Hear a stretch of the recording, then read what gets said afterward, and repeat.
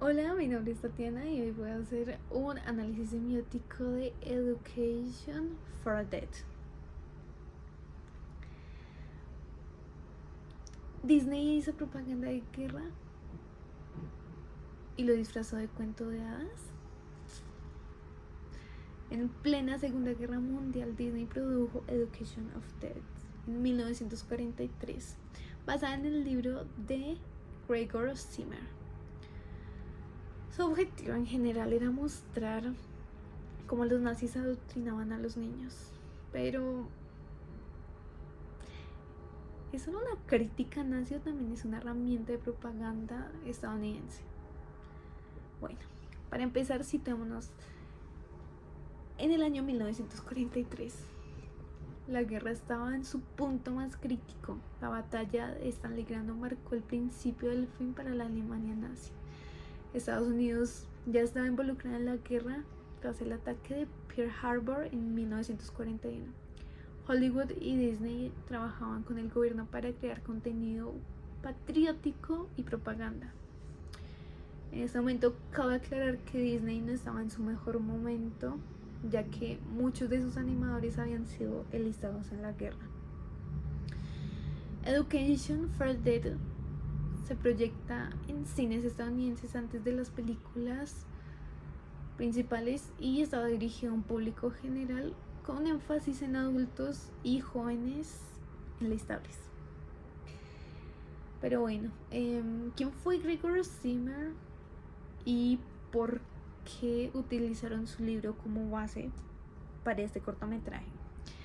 Gregor Zimmer era un escritor y educador estadounidense que vivió en Alemania antes de la guerra. Su libro, publicado en 1941, es un testimonio directo de cómo el régimen nazi educaba a los niños. Describe cómo el sistema escolar nazi moldeaba a la juventud alemana para que fueran soldados obedientes.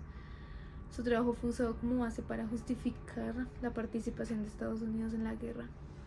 Aunque es irónico cómo el corto muestra crecer a un niño y cómo se convierte en un adulto, sabiendo que en este momento la guerra no tenía tantos años como para que esto pasara realmente o para que hubiera pasado. Entonces creo que ahí hubo una pequeña exageración de Disney. Pero bueno, adentrémonos. ¿De qué trataba el corto? ¿Qué nos quería decir? ¿De qué nos hablaba? Como antes lo dije, ahora habla sobre la vida de un niño, en este caso se llamaba Hans, y cómo es adoctrinado desde pequeño, desde su nacimiento. Con una educación rígida, le imponen una disciplina absoluta y se le enseña que los débiles deben ser eliminados y que los fuertes siempre van a ganar. Y bueno, tristemente al final Hans pierde su identidad y termina muriendo. His education for death. ¿Cómo funciona la propaganda aquí? En esta parte me gustaría usar el recurso de la tríada semiótica de Peirce, que es el icono, el índice y el símbolo. Para entender a profundidad esta parte del cortometraje y cómo fue usada para la propagación política deseada. Pues bueno, vamos a empezar con el icono, que es la representación visual directa, lo primero que nos presentan, lo primero que vemos. Entonces nos presentan al príncipe, que es Hitler, curiosamente, que se muestra como un hombre pequeño y neurótico que intenta rescatar a la princesa. Por otro lado, la princesa, que es representación de Alemania, es grande, torpe y difícil de salvar. Es muy interesante porque también aparece quizás un poco ebria. Y bueno, por último la bruja, que es la representación de la democracia, que es malvada y obstaculiza el rescate, aunque a la final no lo logra. Estas imágenes se parecen a lo que representan, exagerando sus características para que el espectador identifique cada elemento de inmediato. Entonces, bueno, pasemos al índice, que es la relación casual o contextual.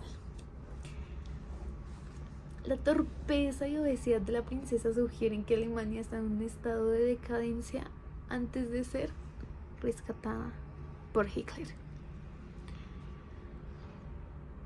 La dificultad de nuestro príncipe para sostenerla refleja la lucha de Hitler por controlar y levantar a la nación. Y bueno, la bruja como antagonista representa cómo el nazismo veía a la democracia como una amenaza que debía ser erradicada. Aquí los personajes no solo son figuras de cuentos, sino que sus características indican una relación directa con la situación política de la época. Y bueno, por último, pasemos al símbolo, que es el significado construido culturalmente. Entonces, bueno, es muy interesante porque por supuesto esto varía y se transforma mediante pasa el tiempo. Los símbolos no tienen un significado universal en sí, por esto mismo, de que depende del contexto y la ideología del espectador. Yo fácilmente puedo ver a la princesa, o bueno, más bien puedo ver al príncipe como un héroe, pero otra mujer podría verlo como un villano, como no lo muestran en esta historia.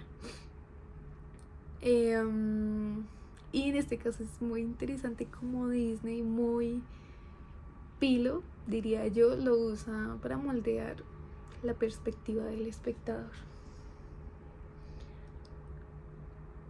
Pero bueno, me gustaría también hablar un poco sobre la doble moral que tiene este cortometraje. En Estados Unidos la guerra también se vendía como un cuento heroico. Los soldados sean mostrados como valientes y patrióticos, grandes patriotas de su nación, pero nunca fueron muy visibilizados como víctimas. Un ejemplo muy concreto es W. Eugene Smith, que era un fotógrafo. Sus imágenes crudas de la guerra fueron censuradas porque mostraban la realidad de esto, y pues, al gobierno no le funcionaba. Necesitaban una versión idealizada de la guerra para que los hombres siguieran enlistándose. Entonces, una pregunta muy interesante: ¿Disney realmente denunció la manipulación nazi o simplemente usaba otra versión de ella? ¿O simplemente estaba bajo una presión política y solo hizo lo que tenía que hacer?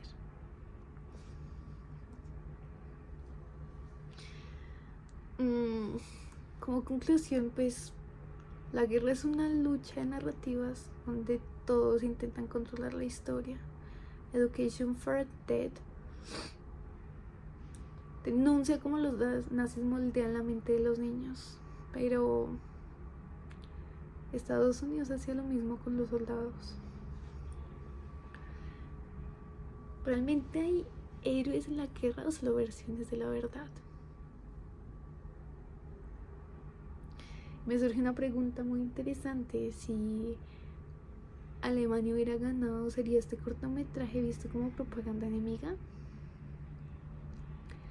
También me recuerda una película que toca una problemática colombiana mucho más cercana a nosotros, que se llama La tormenta, de Fernando Vallejo, donde nos narra como estas problemáticas entre conservadores y liberales, y como pues tristemente a la final los bandos opuestos terminan actuando de igual manera.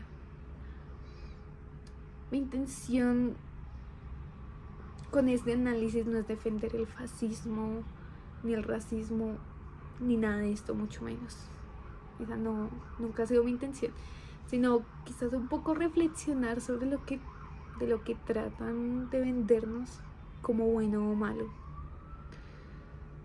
y pues no tragar entero. Pero ¿tú qué opinas?